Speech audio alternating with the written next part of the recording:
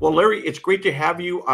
You and I have worked over in the state legislature. We worked together for a long time, and we've been friends even Yep. for a longer period of time than that. And we got to we had a got to talking about what is happening with President Joe Biden.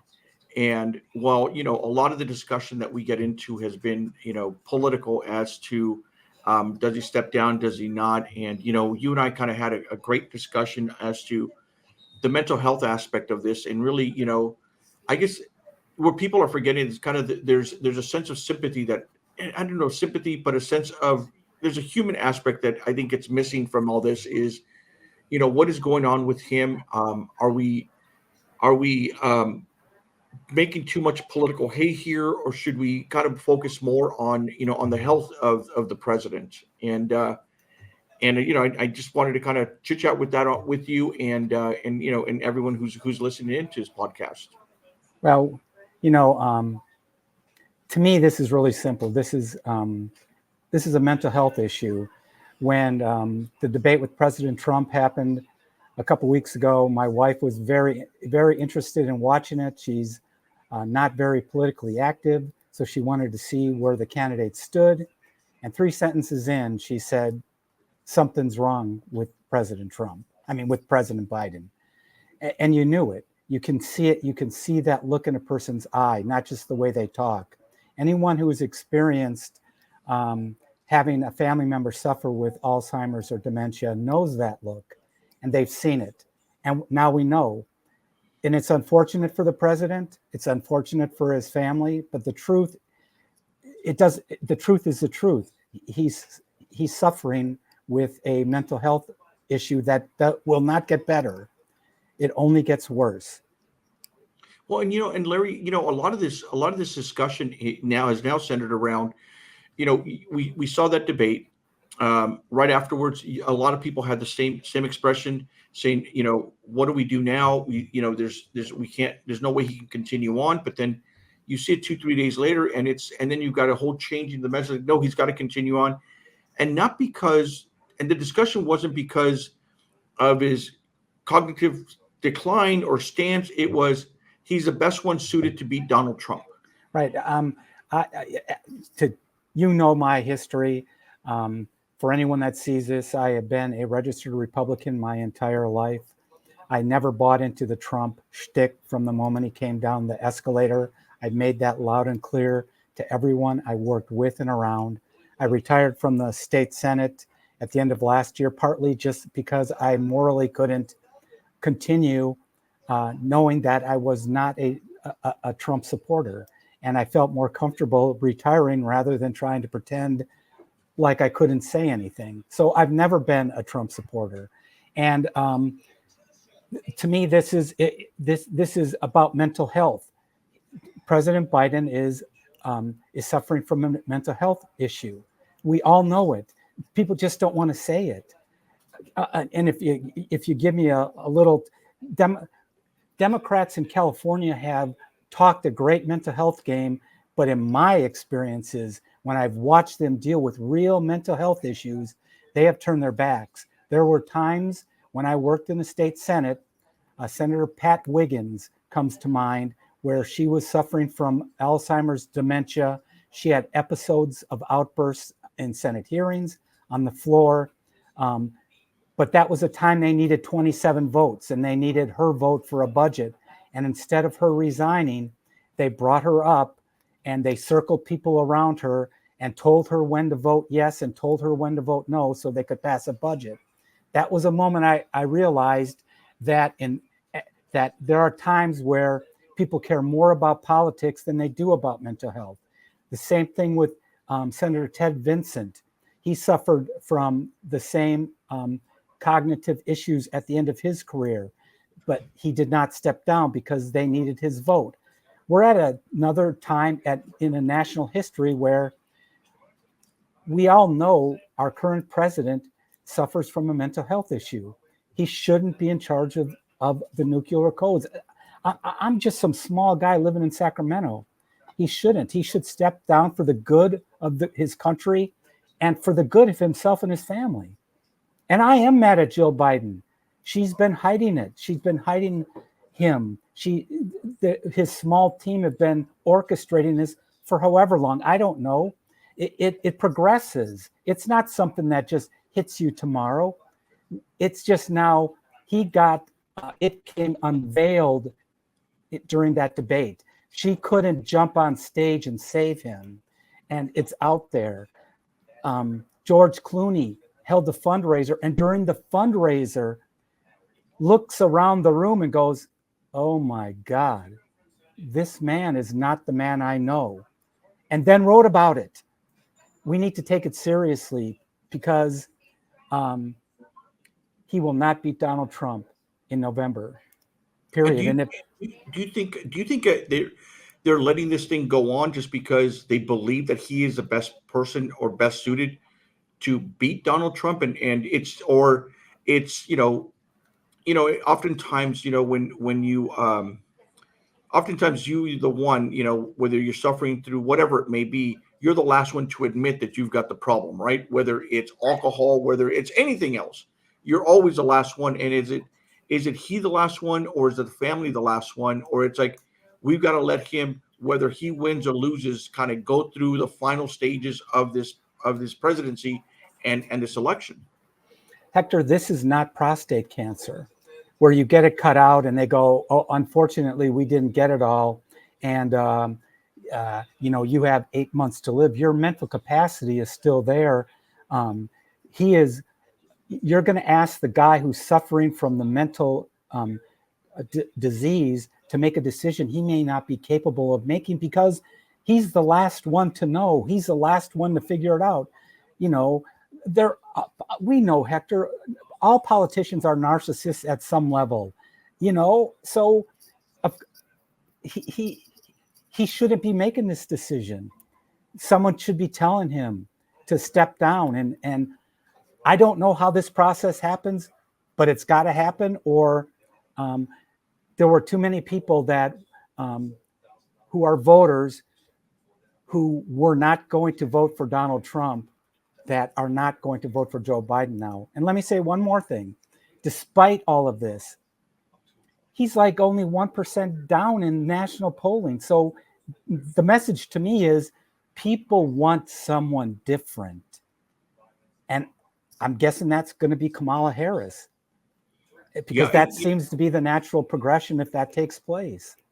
Yeah, you make a great point on the polling. And the other thing too, I think it's important for people to realize, and I know you've, through family and through friends, you've seen people who have this cognitive decline. So have I, and it's amazing because there are times when the person is on, and the person's on for 15, 20, 30 minutes, or half or an hour, and then all of a sudden they forget who you are. They forget where they're what they're doing there, and they'll get some sleep. I've seen it with family where they get a couple hours of sleep and then they're back on again.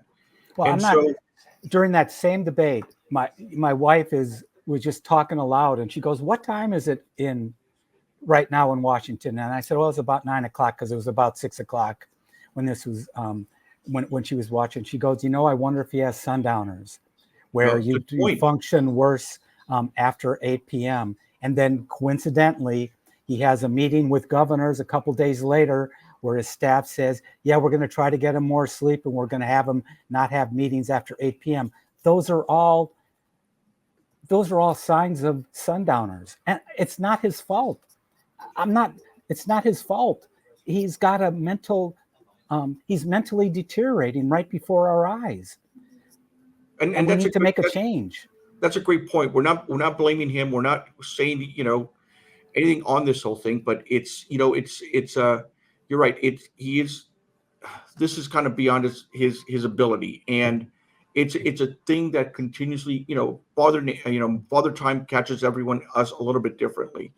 And there are some folks, my father-in-law is 92 years old, and I mean that guy can tell you from what he was doing in high school to college to when he owned his pharmacy and everything else. I mean, sharp as all get out. But I mean, father time, like I said, hits us all a little bit different. And there's a point in time where we say also as a nation, I mean, do you invoke the was it 25th Amendment, or do you basically say, hey, we voted for someone to be in charge. We didn't vote for someone's wife to be in charge. We didn't vote for someone else's family member to be in charge.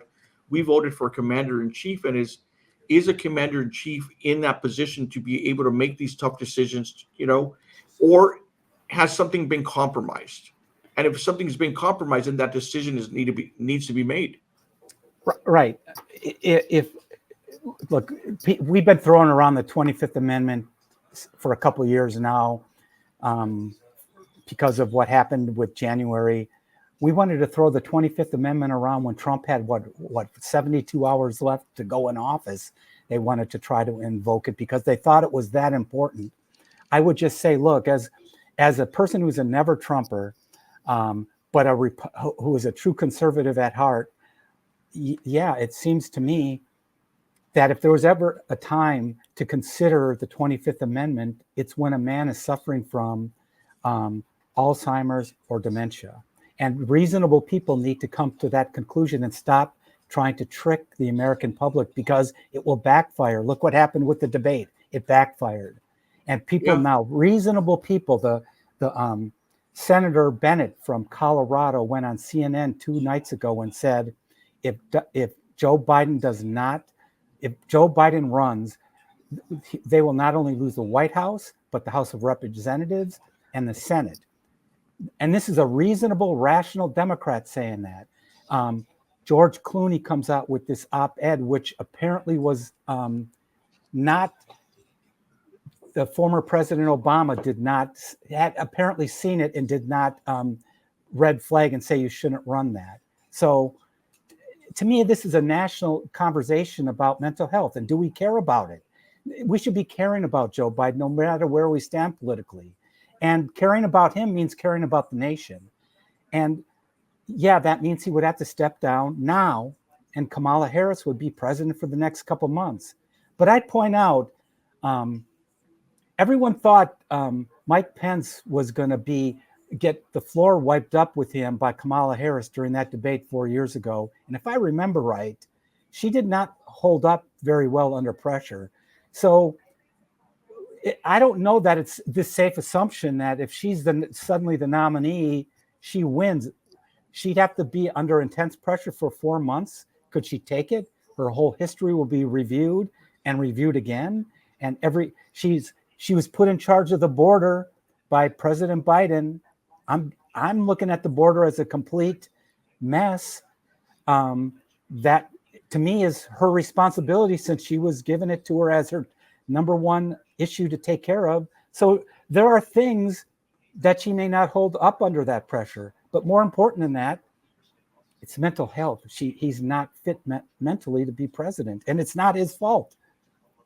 Yeah, and I think you know, once again, I agree with you, Larry, in the area of the mental health, and it's, trying to figure out whether he stays on longer, what happens politically in that sense. We're oftentimes in especially in the politics that we are involved in, or the people we're involved in, we lose sight of it. And I remember Wiggins, Senator Wiggins, and you're right. I think they wheelchaired her into the Senate chambers to go in and cast a vote. And by that time, I mean, everyone knew she was not there mentally, but they needed that vote. And at that moment, it seemed as though politics was more important than her health. Right.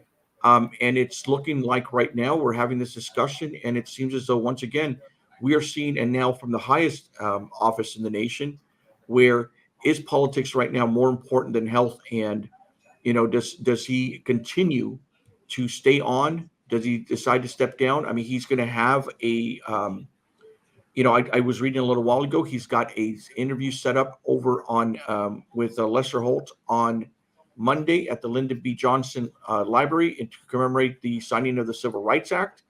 That'll happen Monday. My understanding now is that he's going to be having on Tuesday a sit down with an African-American paper, and on Wednesday with a Latino-based news organization. And so while you and I are having this discussion, it looks as though they're and later on today, he's having a press conference. And so it seems as though they're lining up a lot of different events to try to show that he's still there.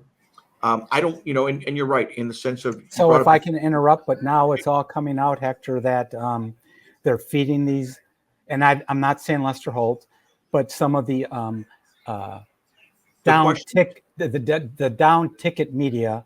There's a story in the Milwaukee Journal today that they fed a radio station the questions, and then they asked for edits, and they edited 2 pieces out of the interview. That's not journalism. We know that's not journalism, and we're so quick to call everything journalism now because of what social media has done. But you don't do that. Real journalists take questions. We've hammered Governor Newsom in this state because he has not respected the media here. He has not held interviews. He's held virtual state of the state addresses, but it's being orchestrated. That's another sign of you can't. Being president is something that you got to behave. At times, you got to be able to handle on the fly.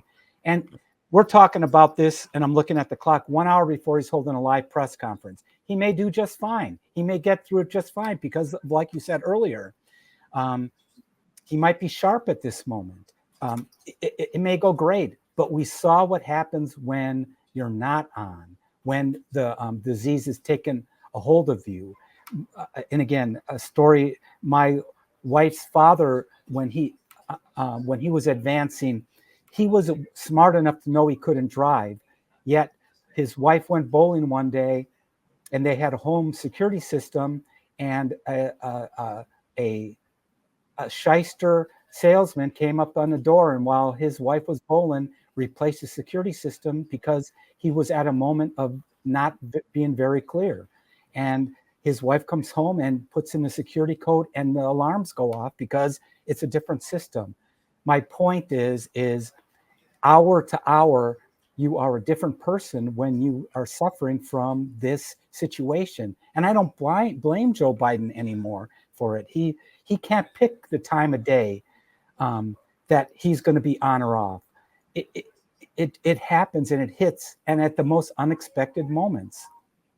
Well, Larry, thanks. Thank you for taking the time to kind of go and talk about this. And only time will tell. We'll see in the next couple of days. We'll see in the next week what happens. We've got the Republican National Convention next week, and all eyes obviously will be on who Trump picks as the VP.